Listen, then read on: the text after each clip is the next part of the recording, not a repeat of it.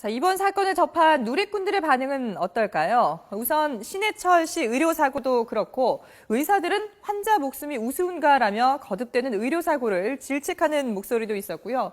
또 음주운전을 해도 수치에 따라서 면허 취소가 되는데 음주 상태로 수술을 했는데 고작 자격정지 처분이냐라며 강력한 처벌을 요구하는 의견도 있었습니다.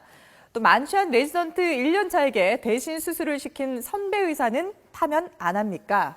왜 당직이 아닌 의사가 응급실로 갈 수밖에 없었는지 그 이유를 밝혀야 이 문제가 반복되지 않을 것이다 라면서 이번 사태의 원인을 의료계의 열악한 현실과 잘못된 관행으로 보고 바로 잡아야 한다는 의견도 있었습니다.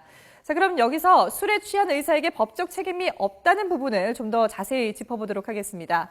경찰은 의료법 근거가 없어서 처벌할 수 없다라고 밝혔는데요. 강태현 의료소비자연대 사무총장이 전화로 연결돼 있습니다. 강 사무총장님 연결돼 있죠? 네, 안녕하세요. 네, 안녕하십니까? 자, 이 현행법상으로는 이 음주 의사를 법적으로 처벌할 근거가 없다고 하지만 의료법에 보면은 품위유지라는 게 명시돼 있지 않습니까? 이게 적용이 안 되는 건가요? 물론 적용됩니다. 관련 규정을 보면 의사로서의 어떤 품위를 손상하는 행위를 했을 때 처벌할 수 있도록 규정은 하고 있는데요. 네. 문제는 이 규정이 좀 너무 명시적이고 너무 포괄적이라는 데 이제 문제가 있는 거고요. 예. 또 하나는 이에 대한 처벌을 의협에 있는 위원회에서 결정하도록 그렇게 되어 있거든요. 거의 의협 단체의 어떤 자정 노력에 네. 기대고 있는 그런 형국이다 보니까 결국은 사실상 좀 기대하기는 어렵고요. 어찌됐든 이번에 이게 좀 문제가 돼서 복지부 차원에서 지금 행정처분, 그러니까 자격정지에 대한 어떤 행정처분이 좀 있을 것 같습니다. 네. 그러니까 실질적인 효력을 발휘할 수가 없다라는 말씀이신데 이 의료소비자연대에도 이런 비슷한 사례들이 들어온 게 있습니까? 저희 단체가 의료사고 관련된 상담 창구를 운영하고 있는데요. 네.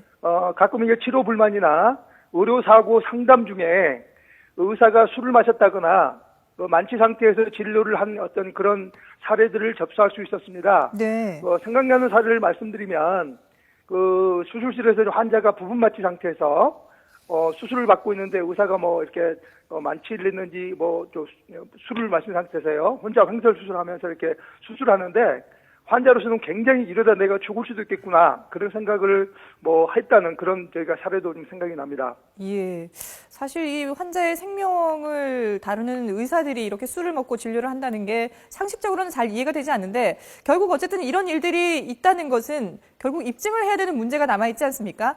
뭔가 의심쩍은 네, 상황이 발생할 경우에 환자가 어떻게 대응을 하는 게 좋을까요? 대부분 이게 입증의 문제, 병원이라고는 공간, 또 그 병원 안에서도 대부분 이제 밀실이라고 하는 공간, 진료를 받더라도 밀실이고 수술을 받더라도 밀실이고, 네. 이번의 경우는 응급실이라고는 이제 좀 공개된 공간이었고, 거기에 CCTV가 이제 설치되어 있는 공간이었기 때문에 예. 조금은 특수한 경우였습니다만은 대부분 환자들이 그런 이제 불만에 대해서 그냥 넘어가거나 아니면 문제 제기를 하는 정도에 그치고 있는데요. 네네. 이번 같은 경우는 CCTV가 확보된 것으로 알고 있고요. 또 즉각적으로 경찰을 불렀던 것 이것이 굉장히 지금 좋은 아마 사례가 좀 될 것 같습니다. 네. 그러니까 환자들이 뭔가 좀 직접적으로 대응을 할 수 있는 방법은 없는 건가요? 특별한 대응 방법은 지금 아직까지는 현 구조하에서는 없다고 볼 수 있습니다. 네, 그렇군요. 자, 그럼 반대로 의사 입장을 좀 살펴보면요. 일각에서는 응급실이라는 이 환경이 열악한 부분, 또 의사들의 노동 시간이라든지 강도를 지적하는 목소리도 있거든요. 응급실 시스템은 어떻게 보시나요? 저도 이거 10년 넘게 지금 응급실 구조를 좀 들여다보면서 네. 항상 이제 좀 문제점을 좀 들여다보고 있거든요. 근데 좀 고차가 된 문제입니다. 병원 내 여러 영역 중에서 응급실이 실질적으로 지금 병원의 수입에 크게 지금 기여하는 부분이 아니거든요. 아닌 예. 영역이다 보니까 병원 입장에서는 투자에 인색하게 되는 상황이 벌어지게 되는 거고요. 네네. 또 더 나아가서는 정부 차원에서는 지금 응급구조 관련된 지원금조차도 좀 축소되어 있는 상황이거든요. 예. 그래서 이런 부분을 조금 개선하기 위해서는 앞으로 지원을 좀 늘려야 되고요. 네. 또 하나는 이제 가장 중요한 부분인데요. 상시적인 감독 체계가 좀 체계가 갖춰져야 된다. 네. 이렇게 보고 있습니다. 그렇군요. 충분한 지원과 감독 체계가 이제 마련이 돼야 된다라고 말씀하셨는데 일단 뭐 환자의 생명이 무엇보다 가장 큰 우선 가치 아니겠습니까? 제도적으로 그렇습니다. 보완할 것이 있다면 어떤 것들을 지적해 주실 수 있을까요? 흔히 그 만취 상태에서나 혹은 그 술이 취한 상태에서 어떤 진료를 받는다. 사실은 언제나 발생할 수 있는 상황이거든요. 네. 또 어떻게 보면 또 의료인 입장에서는 또 병원 입장에서는 이걸 대수롭지 않게 생각할 수도 있습니다. 그런데 우리가 한 가지 짚어볼 부분은 예. 환자 안전이라고 하는 측면에서 보면 좀 끔찍한 상황이죠. 생각조차 하기 싫은 상황입니다. 네.